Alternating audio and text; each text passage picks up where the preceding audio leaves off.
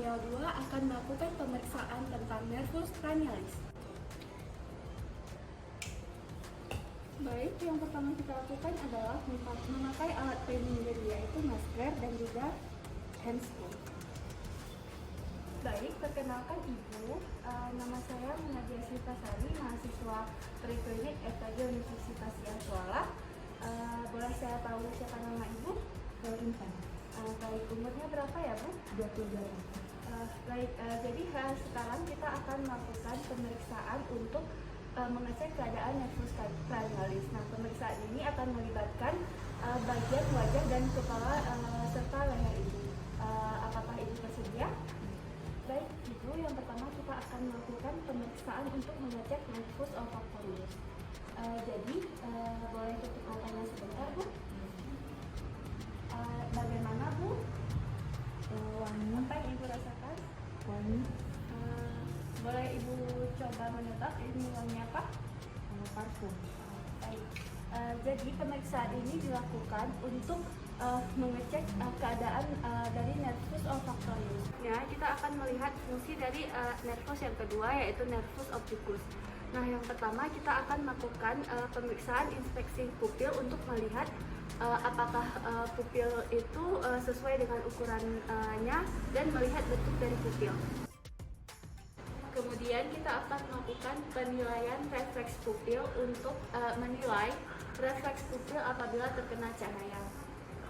Nah, Ibu, pandangannya mohon lihat ke depan ya. Kemudian kita batasi antara mata kanan dan mata kiri pasien. Selanjutnya kita jalankan cahaya ke mata kanan pasien, lalu ke mata kiri pasien. Lalu kita lihat nilai dari refleks pupilnya. Nah, nilai dari refleks pupilnya baik. Selanjutnya kita lakukan pemeriksaan swinging light test. Pemeriksaan ini ditujukan untuk melihat refleks pupil aferen relatif. Nah, caranya itu kita instruksikan pasien untuk melihat pandangan ke depan. Ibu, pandangannya lihat ke depan ya. Lalu kita jalankan cahaya dari mata kanan kemudian ke mata kiri pasien. Setelah itu kita lakukan refleks akomodasi. Nah, Ibu tolong lihat ke depan matanya. Pandangannya fokus ke depan, Bu. Fokus ke depan. Nah, kemudian lihat ke benda ini, Bu. Baik, Bu. Pertama kita akan melakukan pemeriksaan visual inattention. Jadi pandangan Ibu tetap ke mata saya, Bu. Nanti saya akan menggerakkan tangan, lalu Ibu tunjuk ke arah tangan saya yang bergerak. Namun mata Ibu tetap melihat mata saya.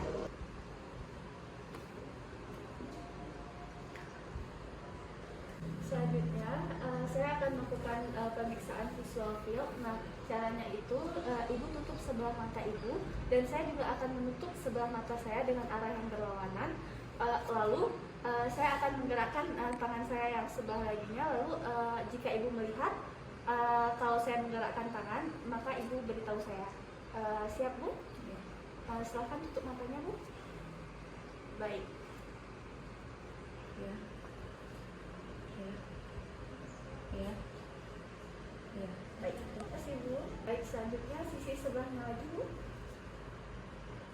Jika Ibu dapat melihat, katakan ya, Bu. Ya. Ya. Ya. Ya. Baik, selanjutnya kita akan melakukan pemeriksaan untuk melihat pergerakan dari mata. Nah, pemeriksaan ini ditujukan untuk melihat keadaan dari nervus 3, 4, 5, dan 6. Selanjutnya, kepala Ibu jangan bergerak dan saya akan menggerakkan tangan saya, lalu mata Ibu ikuti arah gerakan saya, tetapi kepala Ibu jangan bergerak. Apakah Ibu siap?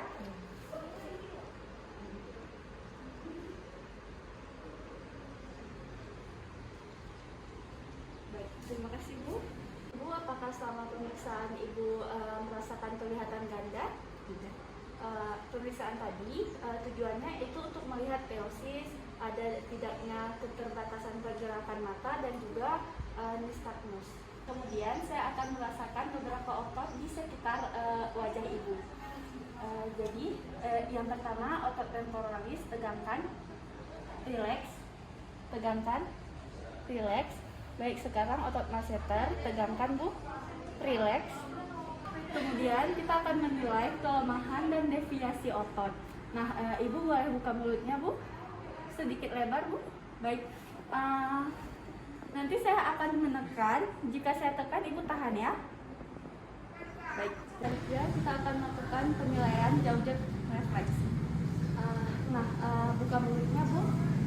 Kemudian kita ketuk dengan dagu. Nah, jika pasien menutup mulut, maka ada kelainan patologis. Kemudian selanjutnya kita melakukan pemeriksaan nervus facialis pasien atau nervus ketujuh, yaitu kita instruksikan kepada pasien angkat alisnya Bu, lalu turunkan cerebral Bu. Setelah itu kita instruksikan pada pasien untuk menutup matanya, tutup Bu. Nanti akan saya berikan tekanan untuk membuka, Ibu tetap menahannya ya. Kemudian selanjutnya kita instruksikan pada pasien untuk mengembungkan pipinya Bu. Dan nanti kalau saya berikan tekanan, Ibu tetap menahannya ya.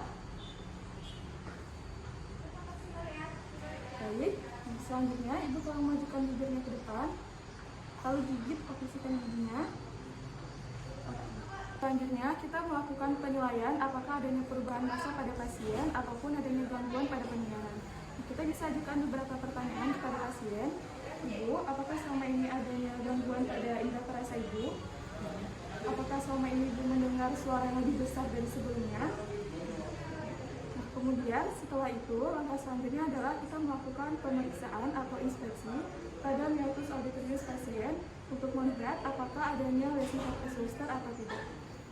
Kemudian kita melakukan pemeriksaan pada nervus yang ke-8 atau nervus vestibulocochlear, yaitu untuk melakukan pemeriksaan pada pendengarannya Ibu. Ibu, saya akan menutup sebelah telinga Ibu, lalu kemudian saya akan membisikkan angka, dan nanti Ibu sampaikan ya angka apa yang saya bisikkan pada jarak 15 cm. 23.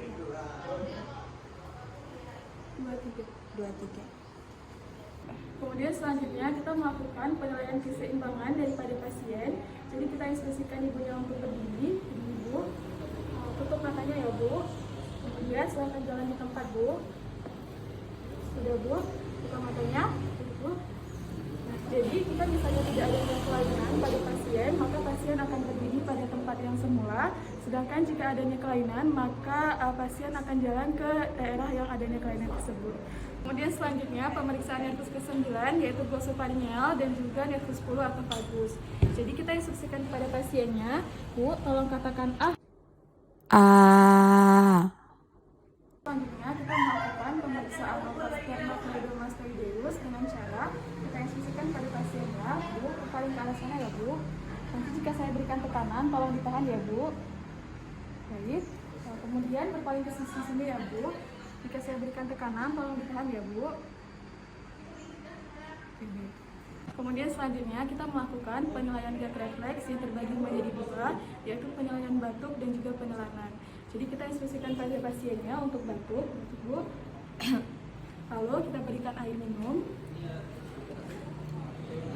Minum Bu, tapi jangan ditelan dulu ya Bu. Ditahan. Selanjutnya. Tujuan dari pemeriksaan tersebut adalah untuk melihat apakah adanya penundaan pada saat melakukan penelanan.